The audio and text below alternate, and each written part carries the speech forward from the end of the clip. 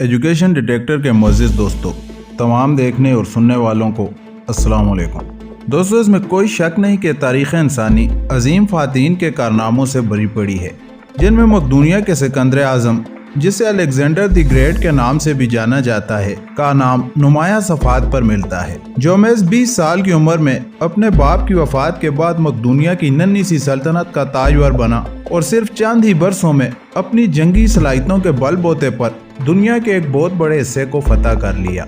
सिकंदर आज़म की इन जंगी सलाहियतों और दलेराना जज्बे के पसे पुष्ट यूनानी फ़लसफ़े की दुनिया के एक मशहूर व मारूफ फ़लसफ़ी अरस्तू की कोशिश कार फरमा थी, जिसने बचपन से ही सिकंदर आज़म की तरबियत कुछ इन खतूत पर की कि उसके अंदर का जोर खुलकर सामने आया और उसने ज़ोक़े किश्वर कुशाई में अपना लोहा मनवा लिया।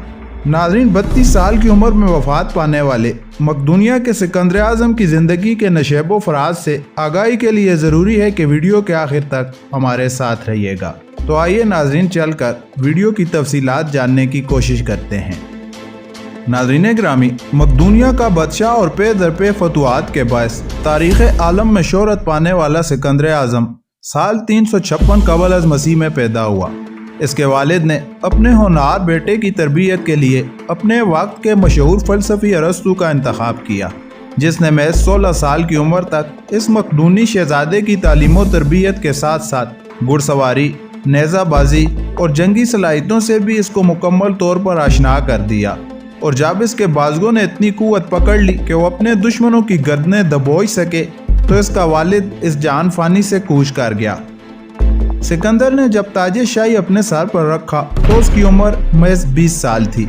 मकदूनिया की इस छोटी सी सल्तनत को सिकंदर आज़म ने इंतहाई मुख्तसर मुद्दत में इस कदर फैला दिया कि इसकी सरहदें शमाल में मशरक़ी अफ्रीका और जनूब में शिमाल मगरबी हिंदुस्तान तक फैल गईं, जबकि मगरब भी इसकी ताकतवर फौजों के सामने बेबस था।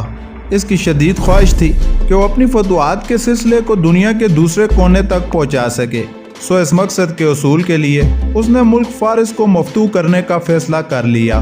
यह जंग कई साल तक जारी रही और आखिरकार सिकंदर को अपने मकसद में कामयाबी नसीब हुई।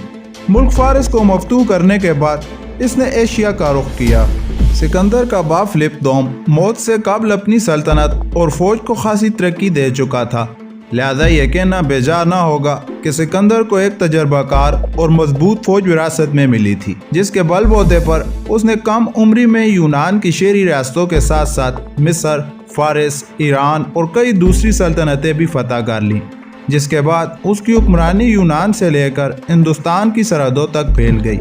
इसके बाद सिकंदर ने दुनिया के किनारों और अजीम बैरूनी समंदर तक पहुँचने की कोशिश में साल 326 क़ब्ल मसीह में हिंदुस्तान की तरफ पेशकदमी शुरू की और इसी दौरान उसका गुजर पंजाब के ज़िला चकवाल में दरियाए झेलम के मुल्हका इलाकों से हुआ।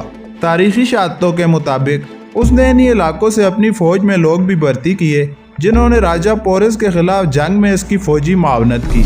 और यही वो अयाम थे जब सिकंदर के घोड़ों ने पथरीली चट्टानों को चाटना शुरू किया, जिससे इन चट्टानों में नमक के मौजूद होने का इंकशाफ हुआ, जो बाद अज़ा ख्यूड़ा की कान का बायस बना। और यही वो मशहूर व मारूफ जंग है जो दरियाए झेलम के करीब हिंदुस्तानी राजा पोरस और सिकंदर आज़म के दरमियान लड़ी गई। सिकंदर को यह मालूम था कि राजा पोरस बेहतरीन जंगी साजो सामान और हाथियों की एक बड़ी फौज के साथ मैदान में है। तब उसने अपनी माराना जंगी चाल चलते हुए एक जर्नेल की क़यादत में अपनी फौज का कुछ हिस्सा राजा पोरस के सामने कर दिया और बाकी फौज के साथ एक और मकाम पर जा पहुंचा, जिससे पोरस को यह गुमान हुआ कि मकदूनवी फौज के यही मुट्ठी भर सिपाही हैं जो इसके सामने मौजूद हैं। लेकिन उसकी बेखबरी का फ़ायदा उठाते हुए सिकंदर एक तरफ से हमलावर हुआ और राजा पोरस के बेटे को कत्ल कर दिया। राजा पोरस की फौज में 180 हाथी मौजूद थे, जिनका खतरा मकदूनवी फौज को बेबस कर रहा था। मगर जब सिकंदर की माराना जंगी चालों ने हाथियों को वापस पलटने पर मजबूर किया, तो उन्होंने अपनी फौज को रौंद डाला। इस जंग में पोरस के 20,000 आदमी और 100 हाथी मारे गए। जंग से फरागत के बाद एक फातेह की सीयत से सिकंदर ने जब फतह का जश्न मनाने के लिए दरबार सजाया, तो जंगी कैदी बनने वाले राजा पोरस को इसके सामने पेश किया गया। सिकंदर ने पोरस से कहा, बोल तेरे साथ क्या सलूक किया जाए। جس کے جواب میں راجہ پورس نے کہا کہ وہی سلوک جو بادشاہوں کے ساتھ کرتے ہیں۔ سکندر پورس کے اس جواب سے اتنا متاثر ہوا کہ اس نے راجہ پورس کی جان بخشتے ہوئے مفتوحہ علاقہ بھی پورس کو واپس کر دیا۔ دنیا کو فتح کرنے والی اپنی خواہش کے ساتھ سکندر مزید آگے بڑھنا چاہتا تھا، مگر اپنی تھکی ہوئی فوج کے اصرار پر اس نے واپسی کا سفر اختیار کیا، لیکن راستے میں ہی بیمار ہو گیا اور 323 قبل مسیح میں شہر بابل میں انتقال کر گیا۔ دوستو، ویڈیو پسند آنے کی صورت میں اسے لائک کرتے ہوئے دیگر دوستوں کے ساتھ سوشل میڈیا پر شیئر ضرور کیجیے گا۔